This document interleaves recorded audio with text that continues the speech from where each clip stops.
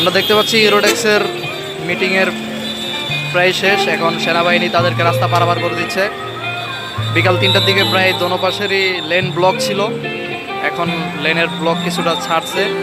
Even নারায়ণগঞ্জের দিকে যেগুলো ঢুকবে সেগুলো প্রায় অনেক রাস্তা পুরো জ্যাম। আমরা দেখতে পাচ্ছি সেনাবাহিনী তাদের মিটিংয়ে সহযোগিতা করছে, কারণ সেনাবাহিনী চায় শ্রমিকগণ তাদের ন্যায্য বুঝে পাক, এই জন্য সেনাবাহিনী তাদের সাথে আছে।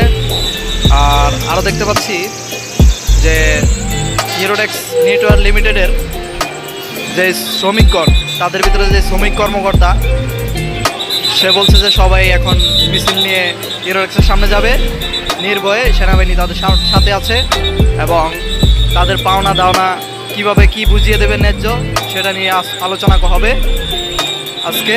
এই জন্য সেনাবাহিনী তাদেরকে রাস্তা পারাপার করে দিচ্ছে।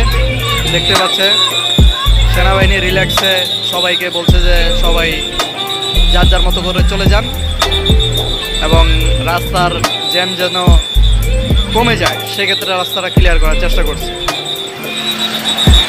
তো সন্ধ্যা হয়ে যাওয়ার কারণে সন্ধ্যা প্রায় 6টা ওভার হয়ে গেছে, যার কারণে নিরাপত্তা কর্মী, পুলিশ ও সেনাবাহিনী রাস্তার জ্যাম ছেড়িয়ে গাড়িগুলো যাওয়ার জন্য রাস্তা করে দিচ্ছে। এই মুহূর্তে জ্যাম ছেড়েছে। বিকাল 3টা থেকে 6টা পর্যন্ত প্রায় জ্যাম ছিল, 3টা নয় 2টা থেকে। তো দেখতে পাচ্ছেন সবাই।